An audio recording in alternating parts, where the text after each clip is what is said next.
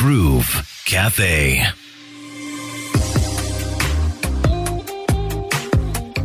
It is the Groove Cafe, and I am Crystal, always excited to be here with my guests, have a great conversation, and share it with you. Find out what they're passionate about. Now, my guest today is so many things. She's a speaker, an educator, a performance coach. She is the Chief of Staff at Simba Group, the Advisory Board Chair at the Save the Children Africa. I think you have an idea where I'm heading. She was named in the Forbes 30 Under 30 Entrepreneurs, and over time, she's started her own companies, she's worked in hospitality, and she's also the founder of Her Working Women. I do have Dr. Nataliey Bitature joining me on the Groove Cafe. Hi. Hi. How are you? I'm good, thank you. Thanks for having me. It's a pleasure. It's a pleasure. It's always nice to see you and to see you looking so lovely, looking so well. Because from all the different things you do, I'm like, does she get to sleep much? Isn't like sleep a luxury in your life? It's a big luxury. But it's also, because of doing all these things, something I had to realize the hard way. Okay. You have to be intentional about health. Otherwise, you just crash. Okay. Yeah, so crash. you have gone at it so much that your health has actually suffered. Yeah. No one ever really talks about that side of things. Yeah, I think burnout is now becoming a topic people talk about, but like there's significant side effects. After a few times of waking up in the hospital, like, oh no, I can't miss work tomorrow. Oh no. But I need to get out of here. Okay. And a few times that happens and you realize it's you doing this to yourself. You need to be more sustainable in your actions, in your habits.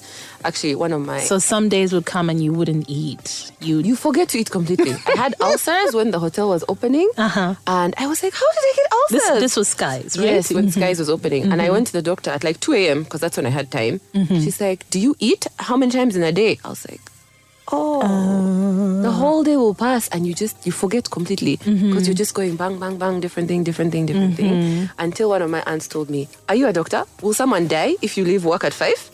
And that's the thing. Sometimes people have to bring you back, right? And they're like, you do know tomorrow is another day. Yes, right? And no matter how many things you do on your to-do list, there will be more. So I always had that, I have to finish. There's one more thing, there's another thing. Let me just finish this, then I'll go home. And it's the middle of the night. And there'll be more things tomorrow. And you kind of think, okay, this is a rough month. Next month will be better. Okay, this is a rough quarter. Next quarter, Or let me just get through this. Let's just finish this campaign, this event, this project. It's really important. It's always important. There's always another one, and the to-do list never finishes. That's a nice reminder. Yeah. That's a nice reminder. Sometimes you just say, okay, enough. So this work ethic, I mean, we know that your father has been in business for most of his life, and he has shared so many of his nuggets, right? So do you get your work ethic from him? You kind of mentioned to me earlier that, he just drops you in things. And, that's the best way to learn, actually. Many people, it's like, deep end, swim, you're floating. Okay, you're fine. You'll be fine. Yeah. But, over the years, he's also allowed you to, to learn from him. So how far back does this go for you? Oh my gosh. My dad is a very serious workaholic. Like I think if it was like a clinical thing, he'd be one of those people. He can't rest, he can't relax. Like if he'll go on holiday and it's like at the beach, he'll be sitting there and you're like, what is it, daddy? What is he thinking about? He's counting like something. Like, you see, if you had a business here of renting out the towels and you sold them at $1 per towel, you see how many towels they are? How much money would you make? Like, that's just how he thinks all the time. Oh, wow. You'll be in a restaurant and he'll be like, you guys, how many people do you think this restaurant can sit? And like, it's like a competition now. Me and my brothers are like, 100, 20, 50, count, quickly, come, quick. You have to be able to judge these things, to estimate them. You always have to be gauging, assessing.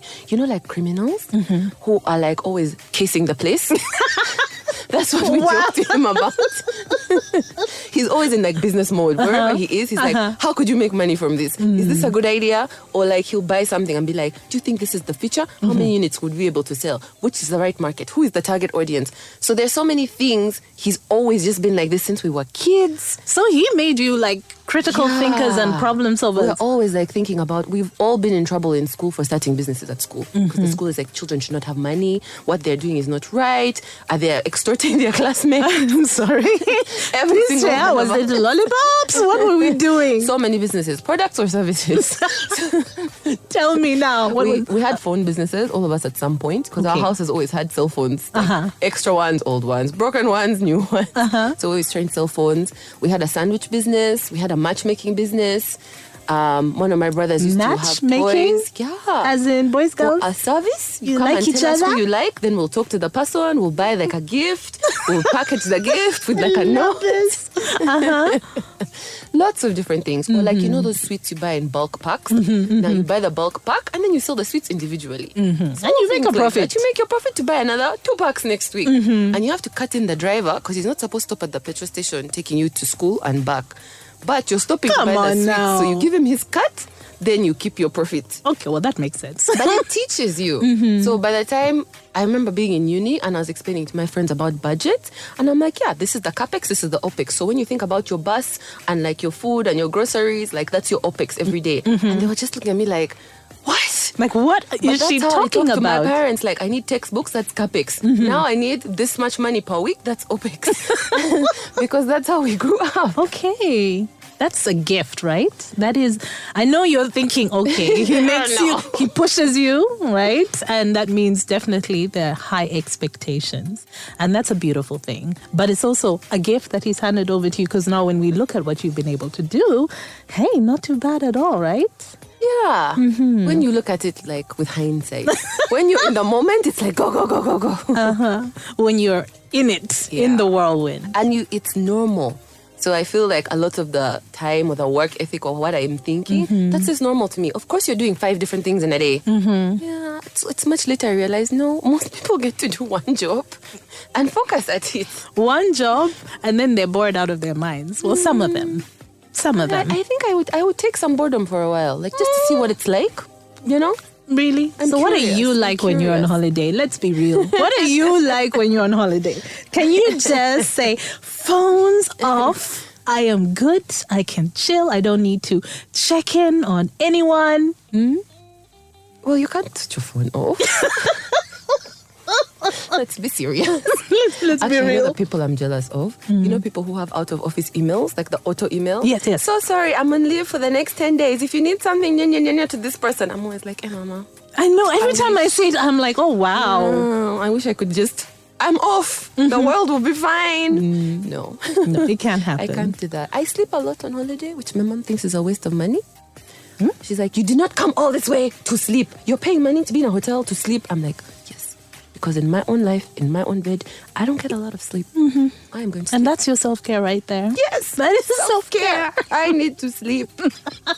I need to lounge. I need to eat room service. And no one is coming for me for something. Because at least when you're away, it's like, it's confined to your phone. So as long as you don't pick up the phone every hour, which is your own self-control, you get some peace. True. But like here, when I'm here, I'll be in my office and it's like, I don't know if they can smell me, but everyone just starts coming to the someone is office. always looking for you. I need 5 minutes. Oh, madam, can I talk to you about this? Or like I'll be walking to the car and it'll take me half an hour. Because every 10 steps, someone's like, stop.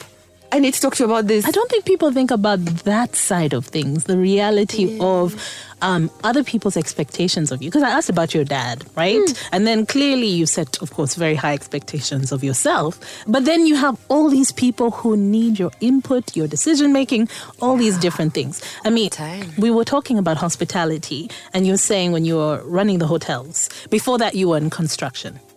And you never thought you'd miss construction. You were like happy to leave that behind, right? I was like, what was the big difference between the two? Finally over. Construction is like a different pace of everything. So with Skies, we were building. By the time I came back from school, you have these big team meetings every day of like 30 people. Like all the different teams, the plumbers, the carpenters, the M&E, the electrician, the this, the da-da-da. And everyone knows what they're doing that day. And then they all have teams. So basically, I didn't know anything about construction. My job is like simply to just walk around, make sure everything's actually happening the way it's supposed to happen. Deliveries are coming, things are going, there's no theft. So it was dull. And I had to learn a lot of technical things. But it's like a puzzle. This piece has to go in before that piece. These guys have to install their part before the tilers come in and like smash it. Yes. You know, so it was really useful, but it was only men. There was one other woman on site and she was like, the surveyor? So these are the realities. Oh my goodness. It was just, ugh. So men. Just men. And I know I was now young, I'm beginning to understand why her working women came in later. That was a very dull year, and they don't listen, and everyone it's very like, I don't want to say aggressive, but angsty. Everyone thinks their way is the best way and their field is the most important field. And yet you have to manage everyone and you have to work as a team. So it's kind of like getting them to all agree and understand. And every day, are we really going to have the same fight every day, guys? The electricians have to go first. But that is it. Just come on. No, this time, like it was just stressful. I just didn't like the work environment. You know what I'm hearing? You're also managing egos. Oh, totally. Managing people. You know, my dad has always said this, but I don't know, it never really sunk until like you're in the field. And now I realize I am not technical in anything. I'm not an architect. I'm not an engineer. Like, I'm not a finance person. But most of my job is to manage the technical people. And that really means getting everyone into the right state of mind to do what they need to do that day. And no one comes in the right state of mind because everyone has their own things going on. They don't like their colleague. They've come with problems from home. Today was a bad day. It's rained. Someone shouted. Like, every single day. And in my mind, I'm like, these are HR issues. Go and cry for HR. But you can't. And it's not so that the they need best to sit with possible HR. outcome is everyone leaving feeling like they have won. In a way. You want everyone to want to be in their work, to want to do their jobs, to be passionate. So it's about, I think, a lot about moving obstacles. And honestly, people just need attention. I feel like people are adult bodies, but everybody's like a child.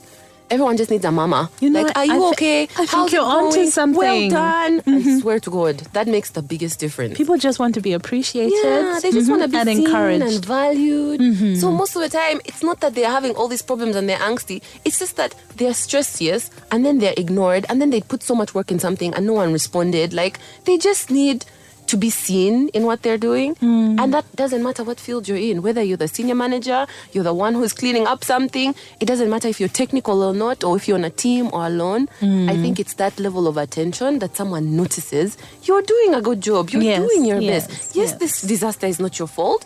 Like, it's about seeing those details in the individuals.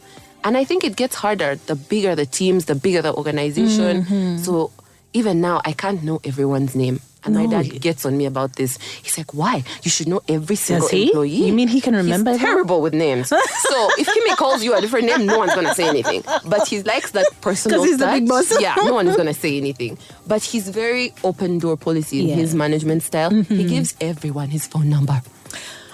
I remember hearing that way back in the day, and I could not believe it. And it's the same phone number from back in the day. So 30 years. He's never changed of people. He has 40,000 contacts in his phone. His phone, like, you buy him a brand new phone and it's slow from day one. And he won't delete. He wants to speak to everyone. He'll text us, did you know that the farm vet's sister is sick? And then this happened, and then this one had an affair, and now she needs money for this. I'm just like, why? Why do you know that? Oh, wow. And he's very open with everyone, and he likes to have it that way. So he thinks that we should be like that. And I'm like, I can't. Personally, I don't want all these people with my phone number. And I can't know every single person. No. As an individual and a because name. a great leader is also able to delegate and to make sure that you have the right people in place to take care of their teams. Things have to be more sustainable, and things have to run when I'm not there. See, he doesn't travel. I get sent on all the trips because he likes to be here. You're telling me, like, for the last 6 years, apart from that break during the pandemic, you have just been on the move, like, literally every month? Constantly. Every month, you're in a different city, you're in a different place, and you're doing a different thing. In the beginning, was it exciting, though? Yeah, at first. It's like, yeah, I get to travel. This is fun. And then you're like, where am I? I wake up all the time, and I have no idea where I am. It takes, like, 10 seconds. I promise you, people are like, no, that's not even possible. All the time. Once I woke up on the plane, you know, they like wake you up to give you landing cards. She's like, do you need a landing card? And I'm like, where are we going?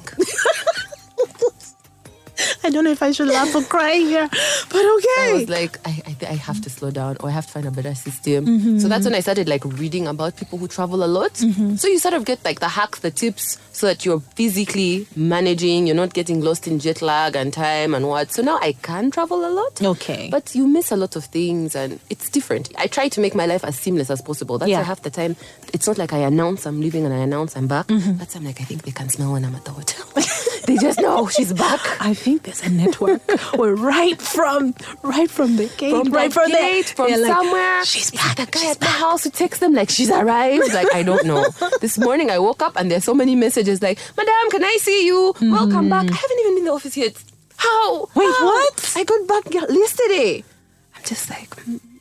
Okay, this is interesting. Yeah. But I'm used to it. I just don't think it will be very sustainable much longer. Okay. Well, you left construction, and one of the things you said, you learned a lot of technical things, which are probably, I feel like that will benefit you for the rest of your life, right? But then you went into hospitality, where you were talking about managing people, but I feel like in hospitality, it's even the next level. Oh my gosh. How was that? Hospitality. Because you said you've kind of stepped away from the day-to-day running. I'm out of day-to-day, which I'm so grateful for. Hospitality, the hours are insane. Because the first guests are having breakfast at like 5 a.m. Yeah. And the last guests are leaving your bar at 3 a.m. So there's always something happening. There's always something going on. And before the first guest, there's prep, mise en place. And then at the end of the day, there's balancing. Yes. So the staff are always there. So as a supervisor, you're kind of always checking in and out. One of the things, one of the older hotel directors was like, you have to catch a nap in between, after breakfast rush, before lunch rush, or after lunch rush, before like the conferences are done, before the dinner, like you have to. So you have to train yourself to just take a break wherever you can find it. At some point, yeah. So I feel like people who work in hotels for like 30 years, they have like the most messed up clocks and sleep schedules and what. I remember seeing an article that says air traffic controllers have the most heart attacks on the job, and second was hotel managers. Exactly, the most stressful jobs in the world. Stressful because you're just being shouted at the whole day. Is the truth? Customers are always angry. Your managers are always angry. You're always, and yet it's like a routine system. So you'd think it's like a factory and things just go. And things are supposed to. In a hotel, there's never a perfect day. So something can go sideways at any point in time. Something has broken, someone is upset, someone fell down, a supplier didn't bring this, the pool pump has malfunctioned. Like there's always something. But you're right. Because even you think about sometimes your experiences, it might just be a bad day that your TV is not working, for example. It's not working. And then this person has come in with their expectations and then all their I paid all this money and the air conditioning went off in the middle of the night. Oh, the food was too salty. The swimming pool is not big. I'm just like, seriously? And then you have hundreds of guests. So it's always a bad day for someone. So as in hotels, you have to figure that out and learn. And that's why I think to work in a hotel full time, like not me, but people who are technical hotel managers, you have to have a very calm temperament. Yes. Because it's hard work, it's strenuous, it's physically exhausting. You're on your feet for 12, 16 hours a day. And you also can't be shouting at your customers. Yeah. And yet you have to run like an army, like military efficiency with the hierarchy, with your teams, with the shifts, because everything has to run smoothly. You can't have people's personalities and creativity and this day we're not doing this in the restaurant. No, things have to be like the same every Well, day. if you're in entertainment, then we may allow that there. It's even hard. Like we have all these different bands. But even the bands have to be professional. They have to be on time. They have to do certain things in a certain way, And we have to plan 3 months in advance. Everything. So this thing of... Because I'm always amazed. I mean, hospitality, it was literally we were done with festive season. Then immediately people talking about Valentine's Day. I was like, oh yeah. And you have to plan that Valentine's ahead. posters, approvals, discounts, everything was done in November. Thank you. And as soon as you're done with that, you're already planning for Easter. So you always have to have the big ones 3 months in advance. And then there's always little public holidays, graduations, and then the year goes. And then, of course, the events. You have to also work on building your relationships with different companies to make sure. All the different promoters, the suppliers, the decorators. You have to build that. So it's a lot of moving parts at all times. Yeah. It's exciting if that's what you like. Okay. And then I wonder, when did you find time to start your own businesses? With all this going on, are we looking back when you were still in school? I mean, oh my, I don't know where I find time. Time is such an interesting construct. You know how sometimes you feel like you've been somewhere forever and only 20 minutes have passed? And then other times, time just flies. You know what I mean? So I feel like finding time is more you have to manifest it. If you want something in your life, you will find a way to do it. If something is important. Yeah, if it's important, you'll do it. When people text me, when are you free? I'm just like, I'm never free. But what is it you want? And then we'll see how to make it work. And you see when. Yeah. Okay. And then you see how to do it. So when you want to do something, you do it. With Musana, I was at school. But I was doing a 1-year master's program, which was insane. So it's like an MBA compressed into a year in San Francisco. Oh my goodness. So you're not sleeping, generally. I had given that one up in the first 2 weeks. And then we did this student competition, which was supposed to be for fun. And it just took a life of its own. So it started out as a competition? Yeah, which I didn't even want to do, if I'm honest. My roommate was like, we have to do it, please. I was just like, okay, sweetie, okay. It became Musana, Oh my you said. It shocked you a little bit? It did. It was this silly student competition. Me, I had come to enjoy my master's, learn things, have fun. I'm living in San Francisco. There's always conferences. Every week there's like a celebrity who's speaking at a conference. Okay. And I'm like, oh my God, we have to go. Oh my God, we have to go. And then all of a sudden, Musana just kept winning all like the rounds of the competition. And I'm like, what? And at first, Musana was supposed to be based in India. But the teammate we had who was from India was really like slacking. Okay. We eventually fired him from the team. But then we decided to use Uganda because I already had a business here. So I had staff. Yeah. So I'm like, they can do all the field work because you have to do research and surveys and different kinds of things in the field. Yes. So we're like, okay, let's do that. Oh, that's where I went wrong. Okay. Because soon, now the school gave us time off to fly to Uganda to do the field work because it was getting so much attention. The school was also now looking good. So they're like, now you have to win. So you go and Go, make us look take good. time, don't worry about your grades. We're going to talk to your professors, do the research, go to the field, film everything, and come back. And I was like, here goes all my master's dreams of America. I'm now starting a new business. Yes. Because now you have to register the company, you have to raise money. It took over our lives at that point. Yes. And so in the end, I even had to move to Boston for the last semester, which was not my plan, because Boston campus has the business accelerator for HALT. Then you go through the accelerator, you're meeting other teams, you're meeting professors, you're meeting business people. So it was just like things just kept happening. Just kept going and going and going. And initially, I'd wanted to work in the US for like a year. And I remember, I think it was sometime in April, you have to do all your visa applications as a student. And my teammates are like, we're moving to Uganda. We're not staying in America. I was like, guys, no. What do you mean? I don't want to move back to Uganda. That was the plan? They were like, we're taking Musana to Uganda. No one applied for visa. I was just like, oh my God, what did I do? So crazy. I love Musana. It's so interesting, but like it's also so random. As a Ugandan, I can't say I'd eaten many Rolexes before I started Musana. Yes. Generally, if I'm honest. But now, like, it just became our You're whole also world. tapped into this whole other world you as get well. to meet people and understand things and go to places I had never gone as a very spoiled, non-practical Ugandan. But now I've been to every market. Like, you know, all the like hotspots. You know, you have to meet vendors and go to their homes and understand their lives. And build these relationships. And the communities and what it takes. And like you learn the whole ecosystem. Yeah. And it's so interesting. So it's been an amazing journey. I learned so much and it like expanded Uganda to me. Because I didn't know all these things about Uganda. You kind of see them as you drive by. But when you walk, like down and you have to walk like through each, not just markets, it would be like, you know where KIU is? You go there at night. Oh my God, so many vendors. Oh, lining all the streets and everything. All the streets. So if you walk from like the American embassy all the way down to like the turning for Rainbow. Yes. I have driven that road so many times because I went to Rainbow. And you would never see any of that. I had never stepped out of the car. And I went to Rainbow for like 10 years. So now to walk that at night and meet all these different vendors. You do 100 surveys on the way. And you're stopping. I feel like everyone should do that. Yeah, it's such an interesting experience because we take so much of this for granted. Yet it's the ecosystem around us. And to understand who are the vendors, who are the customers, who are all these people walking by, all these different walks of life and ideas. And then you help them to understand these are your target customers. This is why this works. This is why that doesn't work. And so it's been such an interesting experience. Oh, wow. But like I said, you just make the time. Things just happen and you figure it out. Yeah. So that brings me, I have so much to ask you. We are going to have another conversation. But tell me about Her Working Women. Tell me when you started that and why you felt there was a need. Firstly, I always felt a need. I think when I was in my 20s, before I started my first business, I was working in construction. Before we were building Skies, we're building our office in Nakasero. And I remember my parents went on a trip to China for like 3 weeks. They just left me with all the money and they're like, this is the deadline, handle it. Bye. And I was alone, again, the only woman on a construction site. Okay. The first day, the guy who spoke the best English, the site manager, quit. He's like, I'm not going to report to a woman. She doesn't know anything. That's just his daughter. I'm not doing this. You serious? Yep. He walked off? He walked off the site. He's like, I can't work for you. I'm going to take it up with chairman. I'm like, okay, chairman, I'll be back in 3 weeks. Good luck to you. You deal with him then? Yeah. I had to find someone to help me translate. Okay. Befriend the other site guys and figure it out. What goes first? What needs to be done? What's the plan? Who is doing what? Paying everyone's wages on a Saturday morning, yet I insisted on going out on Friday. Terrible.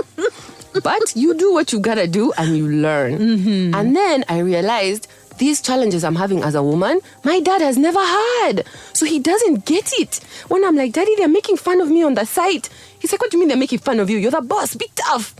Right. But they would make fun of me. Like, I'll be walking past and they'll be like, or like, because a lot of them don't speak English, I'd be talking to them and they really don't understand what I'm saying. And so they're just nodding their heads to them. It's like, you can see they're like, okay. Yeah, let her finish and then we'll Whatever. do what we'll we're do supposed what to we do. want to do. And like, it took so long for me to get through to them. Like, I am very serious. And me, I'd come from England. Oh, we have deadlines. So I remember fighting that side guy. Every day you're late, I'm going to deduct your money. And he thought I was crazy. Oh, until I started deducting. Because someone said, Ugandans only really understand things are serious when you touch their pocket. Touch the money. Before that, they're not listening to me. I'm like, these 3 days, you have to finish this, this, and this. Otherwise, you're going to make me late for our deadline. Everyone has to move into this office. I have a deadline. They did not grasp that at all. Okay. So every time they're late, I now deduct the money on the weekend. And they're like, this is not okay. We're going to tell boss. I'm like, where is boss? You think boss is going to side with you when I tell him you didn't do it on time? So then they started to realize I'm in business and you just have to do it whether you like me or not. So that's how I had to figure out how to navigate it. But then when my parents came back, my dad's like, okay, I understand. These things I can't help you with. Even how you dress at a site. How to deal with the suppliers. I had to negotiate for all the different, like you're buying 1,000 lights or you're buying this much like wood parquet floors. And they don't take you seriously because you're a little girl. I'm 22. I'm not sure. So I tried to dress like a man, like in like suits. But I'm also like in sparkly makeup and have sparkly nails. And they're just like, this is the person. So no one takes you seriously. And one of the marketing guys sat in the office with me, that office once we were done. And I remember people would come to the office like to look for business. And they'd pull the chairs from my desk to his desk. Hello, boss, we've come to discuss this. And he'd just be like, the boss is there. But it happened all the time. Yeah. And so my dad's like, we have to find you a woman mentor. Okay. So then I met Sonia Reese, who had been working in construction and property management for 20 years. And she's tough and she's organized and respected in the industry. So now I just started spending time with her. Okay. She moved her office to my office. And then I would just go with her all day, every day on errands, on work things. So you were shadowing her? Yes, shadow her intensely. So I just learned how she does things, how she talks to different people, how she dresses, how she plans her day, how she organizes things on site, how she deals with the suppliers, because I had to learn from someone else. Everything I had from my dad, grateful, I have it. But it wasn't necessarily working out for you. It's not working in like a practical day-to-day. The theory is good, the principles, but it's a completely different system when it's coming out of a woman. It's the same thing he will say, if it comes out of me, people receive it differently. Okay. So that's what it really helped me to work with Sonia. So that's why you are so involved in mentorship as well, because that's the thing I keep hearing my life pushing. Completely. Because now once I understood working with her, and now I'd meet other women, and it doesn't matter what industry you work in, women are treated differently. That's just a fact. Yeah, that's the reality. And it doesn't matter how senior you are, you're still going to be treated differently. So it was important for me to understand that difference, that space, and also get out of the angry zone of it. Because first I was pissed. It's not fair, it's not right, it's this, it's what. You feel sorry for yourself, and then before you get to a point of, okay, no, it's happened, it's happening. It is what it is. Now we make the most of it and make it better for all the other women. Okay. Yeah. If I suffer this much, it's less than Sonia suffered. It's less than the women before her suffered. And so every young girl behind me must also suffer less. That's what I committed to then. Okay. And that's also when I think I did my first interview and I really didn't want to do it. It was for a magazine. And the woman is like, but other girls will be able to see they can do it. How many women work in property? I was like, okay, that makes sense. So at that point, you hadn't really put it together. You hadn't figured out what was going to happen. No, at all. But I knew this is something I have to do and I can't just do it for me because I am in a very privileged position. I'm not going to get fired if everyone around me refuses to work with me. Yes. And I have to learn. Even if I mess up and lose the money, I'll still have a job tomorrow. Yeah. So now other women are not going to be in that position. And if they don't have support, tools, skills, someone to ask, oh my God, what do I do? Because that's the thing. And sometimes you really have no clue. Yeah. And men have each other. They have their own way of communicating. They go like for drinks after work, or they do stuff together, or they cover for each other. They just have like this unspoken, because they've been doing it for hundreds of years. Yes. You know, sometimes someone needs to tell you, go to the bathroom, you cry, you organize yourself, you come back. You know? Yeah. A man's not going to tell you that. No. It's the woman in the office who can see you shaking in the meeting and she don't want you to lose it. She's just like, you come, go, organize yourself, you can do it. Get yourself together. So we need that. And that's when I started trying to be more proactive about it. Yes. And then from there, I think Montana won an award for something. the Young Achievers. And so they made like a whole big thing. I didn't know how big a deal Young Achievers was. I was actually at my cousin's wedding that day, and they're like, you need to just show up for the function. It's like, okay, I'll pop in and out. And then I won the award and I had to give a speech, and I was like, this is a big deal. It was at Serena and there's so many people, and I've been drinking whiskey. I was just like, this is terrible. Anyway, but I did it, and after that I started getting so many messages on my social media, like from women. How do you do this? How did you do that? How did you start a business? What are you doing? How do I learn this? What about this book? So I started replying. Then it became too much. Then I'm like, you know what? Okay, let me make videos. Because if you don't have a structure in place, I mean, already work is taking so much out of you. And yet if you want to help, you really genuinely want to help, you don't know how to go about it. Yeah, I really didn't. But because of that Young Achievers thing, I had been filming for them. They needed like snippets of Musana, the journey, the what. So I was like, this makes sense. Because you film the video once, then you send it to all of them. Okay. Because I'm now just repeating myself. So I started to film the videos and post them and direct the ladies, go watch this video. It explains. I started seeing those videos. I remember them. And from there, they're like, okay, this is great. But then it started to grow. And then we got to a point where I was like, okay, let's do a WhatsApp group. Then if you have questions, I answer the question once. Everybody gets the question. We post the video. My assistant started helping me. She'd put the videos there. Then WhatsApp groups, I think, had a limit of 100. Then there were 2 groups. Then there were 3 groups. And now I was like, I can't do this. It's 7 p.m. And there's hundreds of messages from that day. I can't reply everything. They want to talk to you specifically. I was like, okay, we're going to start doing workshops on a Saturday. Okay. You come to the hotel on Saturday, we do like a topic, and then we sit for like 2 hours and answer everybody's questions. And from doing that, I realized it's not me that they need.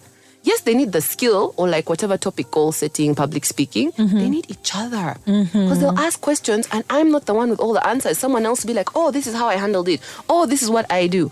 And another big thing was most women in Uganda, I think after age of 21, have children. So now the advice I'm giving you as a childless person is not the same. Is that really true? No, I researched anyway, it. we are very productive in this country. Yeah, Africa has the most mothers in any continent. Yes. And that's why we're doing pretty well in Uganda. Is 21. From 21, most of them have a child. Also in my experience working with women. So the advice I'm giving you, the time I have in my day is not the same as yours. Good point. So especially when that would come up, I'm grateful there are other women there who have children and different ages. So they've been through the different stages. This one has a crying baby. She has a business. She's a student. She needs to be able to do this. I'm just like, someone else will answer and it will be helpful. Yeah. So that's when I realized the community aspect of it. And that's what's Which is something important. that we used to have back in the day as women. We would have community around us to support and help. But now, you know, Life, it's so different. Technology, everyone is separated. And also there's And a lot women of, are working as well, so they're taken away busy. from that community aspect. And I think there's also still a lot of stigma about like sharing your problems. People are not open about it. You're not going to go to your in-laws or to anyone other than your best friend and be like, I'm drowning. I haven't slept in 4 days. I'm behind on this deadline. I don't know what to do about this baby. Like, it's very hard. If you don't have your family, it's very hard. And a lot of women have moved here or are on their own in a different place. You don't have your mom or your sisters or your aunties to support you through this, especially once you have kids. Yeah. And then also to learn stuff about business. You're shy, you're confused, even career things. To put up your hand in a meeting and ask a question. I don't know how many young women I've spoken to and they're like, I don't know what I want to do in life. But they're doing a degree at that point in time. Yeah, like they're on the path. And I'm like, how many women have gone through how many years? 4 years, and said, here's the degree, handed it over to their parents, but they still don't know what they want to do. What it is. Their parents told them, this is what you have to do. This is what you're doing. Yeah, so they're not thinking for themselves yet. Oh, they don't know, so they're like, let me just see what happens. Let's go with it. And then all of a sudden you have a baby and you have a life and a husband and a degree and you're just like floating through. And I'm like, okay. You have all this time and energy and interest. What do you want to do? What are you passionate about? What's interesting to you? Do you want to do this course? Do you want to start a business? And also just someone to ask you, what do you want? It's kind of a whole new space because women are like... Because they don't even think about it. They're like, you mean I'm allowed to think about that? Exactly. So I feel like we need those safe spaces to do those kinds of things. When I did trainings in Ibanda for youth, we used to have these youth camps and workshops and do training for 21st century skills. Yeah. And I remember in the first few weeks, you do all these radio announcements and hype and t-shirts and people sign up. There are like 2 women in every group. 40 people, 2 women. 50 people, 1 woman. 60 people, 3 women. I'm just like, are there no women in this town? They can't all be pregnant at home. Where are the what's women? happening? So then we started doing adverts for women-only days. Uh-huh. All the women now, all of a sudden. Now they showed would up. come. And they'd come and they'd be like, I need something in writing to show my family what I'm going to do. Oh, It's like, okay, we can print you some little brochures or flyers. these are some things we don't think about, Explaining. right? Yeah. Like you were saying, well, your dad couldn't understand what some Where of are your you issues. going? What have you gone to learn there? I don't know what the fear is of what they could learn or if it's about their time away from home. But we were like, okay, if this is what you need, because we want you here. So we started doing that, and then it got busy. And the women's groups were great. They understand everything. They ask questions. They are friends with each other. They have fun. And it worked. But that's when I realized you have to separate them. Women just don't feel comfortable when there's men there. Even the ones who'd come to the men groups, like the three of them, they'd like dawdle at the end and wait. Then when everyone has left, you're like, are you guys okay? What's up? We have some questions. I want to ask you. And those were questions that were part of the discussion, but they just didn't have they're not comfortable to do it in front of the men. Well, I think that makes sense right now. We're seeing more and more women's spaces opening up. They're needed. They're necessary. needed. I know men are like, but we don't understand. Excluding the man. What about the boy child? You'll be fine. The boy child has been taught since he's 2 to speak up whenever he wants, whether he's asked or not. He's allowed to. He's allowed. This is something we have to cultivate. So it's great how many women's groups there are now. And I try to work with them. We always invite them for our events. We support them. You said you started out by just having meetings on Saturdays at the hotel. And then you've gone on to have workshops. You're doing dinners. I saw you did something in Dubai as well just recently. Now we have different groups. Oh, wow. So there's Dubai, Kampala, Mbarara, and Jinja. And so each group has their events. Each group has like the different opportunities. Like we have WhatsApp groups every day. So like job opportunities, grant opportunities, inspirational quotes, this interesting video. Like so it's all about knowledge and opportunities in this safe space for women. Okay. That's what we're driving. So now her has their own team. They have an office. It's a full-time business. So how did you decide to call it Her or Her Working Women? It was actually Was there a COVID. lot of thought or it just made perfect sense? Perfect sense. This is what we're calling it. Mhm. During COVID, we had stopped the workshops. Okay. So I started doing online videos and now I did online courses. So we made a Facebook group. Yeah. So now, I think at that time we had like 300, 400, just the WhatsApp group ladies we'd been dealing with. Then we made the Facebook group and in like 2 months, it grew to like 4,000. I was like, okay, we need to be more organized about this. Yes, and it was yes. just her. Because it's like just for women, a place for women. But of course, when you type her, you get lost in so many things. Yes, so And I was many. like, it's for working women. Women who want to earn money, right? Whether it's career or business, if you have that desire, you are welcome. Come, you will learn something. You will be supported in this space. Yes. That's when we put the name, then we got a logo, and then it kind of just grew from there. Because it has really grown so quickly. So quickly. You must be proud though. I am. There's I hope like you are. You moments give I'm yourself like, time to say, wow. I like stand at the back sometimes and I'll be like, oh, look at all these people. All these women want to be here and appreciate whatever we're giving. And I'm no longer a guest speaker ever at her. I'll do like once a year at the end of I the know year. you want to be in the background now. You're like, no, 'Cause let's there's have so many women who are great speakers, who have great stories, who have great information or insight in so many areas. So like let them also practice and also have an audience, and the women learn so much. Yeah. It's really great, but I'm the worst person because I'm always like, what's next? Bigger, more events, more chapters, more people. You need to be here. So I'm always on them. Like grow. Well, that's a beautiful thing because that means you can help more women Yeah, 'cause and the do need is even more. there. So it's I going know well. I'd love to keep you here all day, but apparently I can't. I have to let you go soon. So can you just let whoever's listening right now know where do they find out more about her or Her Working Women? Oh, her is everywhere online as well. As Her Working Women. Her Working Women on Instagram, Facebook, TikTok, Twitter, and LinkedIn. If you follow on any of those pages, then you'll at least see the daily posts and things, and you can always DM to be added to a group if you're a woman. Okay. Yeah, and so then they'll put you in one of the different groups. There's groups for entrepreneurs, group for career, and then there's different groups for the locations: Jinja, Kampala, Mbarara, Dubai. And also, if you want to start a new location, tell us. We're happy to come and support. Okay. But it has to be like, we use a lot of volunteers so that it's self-driven, because we're not going to set up teams everywhere. That's not sustainable. Yeah. And yet the need is everywhere, and the volunteers volunteers are really happy to do it. You kind of grow your own group and what you do, Your and own we do network. support them with facilitation and trainings so they know how to handle it. And now we also have a network of partners. So the Okay. partners support all the different groups. You see and what I'm saying? It has events. grown like crazy. So February is here. Do you have any major events coming up? We do have our guest speaker for the Kampala event. I know is Mami Deb, which is very exciting for everybody right now. And then we also have the executives dinner, which is usually the same week, the third week of the month. And then we'll have a meetup in Mbarara, and we have online meetups for Jinja and for Dubai. Okay. But it's always busy with her every single day. always something that there's someone always can stuff tap that's going into. on something you're going Okay. to learn, something you're going to see, an opportunity. Apply for this, try this, get this. There's always people you meet. So now I've started going to places and I'll see people. Like I went to a book launch for one of the Her ladies the other day, and there was a table with other women who all met each other through a Her event. Oh, I was wow. like, oh my God, you're now friends. Yeah. That made me so happy. Oh, wow. There's a lot happening. And that's a nice way to start off the year as well. Yeah. You excited about this year? I am. And there's one thing that I feel like I do have to say. Because of all the people who are like the boy child, the men, we also now have a platform for courses that's for everybody. Oh. Yeah. Boy child, are you happy? No, but that's a nice thing. I mean, because, I have a son. So my youngest is a boy. And I always think about, because I listen to young men as well and the things that they say, and they have their challenges They do, too. They Bambi. do have I their get challenges. that. And yes, much as we're saying that, yeah, boys are always allowed to speak and talk, but I feel like there's a gap somewhere. There's a gap somewhere where, whether it's the mentorship, maybe that's also missing.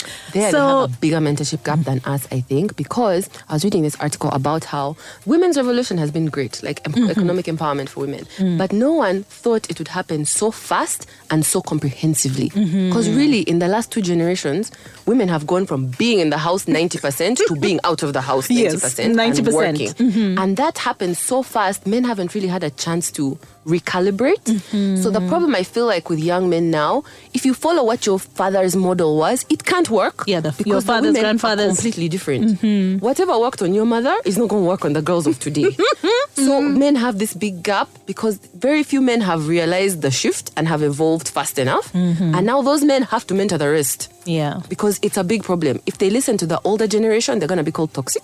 Yeah. And if they don't listen to the older generation, they are now the lazy PlayStation, never leave the house guys. Who are sad, which is very sad. Suicide and depression has gone up so much for men. For young men. And I see it because a lot of their purpose they feel has been taken away because women are now working, out earning them. We're more educated. We are going to start out earning them, I think, soon also. It's just because of the last level of patriarchy keeping us in the low positions in the office. But we're seeing more women in the boardroom now as Yeah, CEOs, and it's going to happen running their own faster than businesses. they think. So I think that gap is going to keep growing for boys, unfortunately. And the thing is, boys can't learn from women. There are certain things we just are not the one for them. Thank you. That is a valid point. Not only that gap of mentorship, but also the reality of, you said, many young men are not prepared for the young women today. Yet we must work together. We must live together. We must build. We need each together. other. It's true. So yeah. I get it. I feel like my personal work is with women. Yeah. I hear you. I see the problem of the boys. I hope you guys find a way out of that because there are more and more programs now as well for men, for boys, but that men are just not as wanting to be on like learning groups, stuff like that. It kind of feels like women are really hungry. Yeah, as we want it, we seek it, we like, chase it, we wanna where do are we it. going now? Okay, I'm going for this one. I have this event. Yeah, that's the first taste of freedom. We're enjoying it. So I feel That like some too. men need to figure out what is the way for men to adapt and learn and get this mentorship and do it because we do need men. We don't want a generation of lost boys. No, we need wonderful men. Yeah, I do. agree. So my part in what I could do, we have an online platform called Uketa. And so we have a bunch of coaches. It's not just me. Experts in their field who are Africans and who have actually done it in our environment. You said Uketa? Yes. Okay. Because I feel like there's Coursera and YouTube and what, but it's very Western. The metaphors, the language, like the money, and also their opportunities and challenges are not the same. They're different. They're completely different. So that's why I feel like with my courses that I've done with the women, that's why it's useful to them because it's practical. It's here. It's exactly what I did in Uganda in my situation. So I got lots of other coaches who have done this experience and have the knowledge. And so they've also filmed courses and they're super affordable. You can do it all online. It's self-paced. It's not like class starts on Monday. And if you missed, you missed. So it's very flexible, and that's why we wanted it to be super affordable, flexible in your own way so that it's convenient, and it's for men and women. I just love the world we're in today. I mean, everything is right there if you're willing to look for it, if you're willing to learn, if you're willing to find it. It's there. Everything you need is literally right there. Thank you so much, Dr. Nataliey Bitature, for coming in. Thank you for having me. Oh, it was so nice. Yeah, nice and easy, no stress. You see, it was just a little chat. And yeah, so proud of you and all the things that you're doing, and looking forward to seeing what more is coming your way. I was serious earlier. We need to talk more. Do a longer one? Mm-hmm. Okay. All right. Thank you so much for coming in. Thank you, Crystal. Groove Cafe.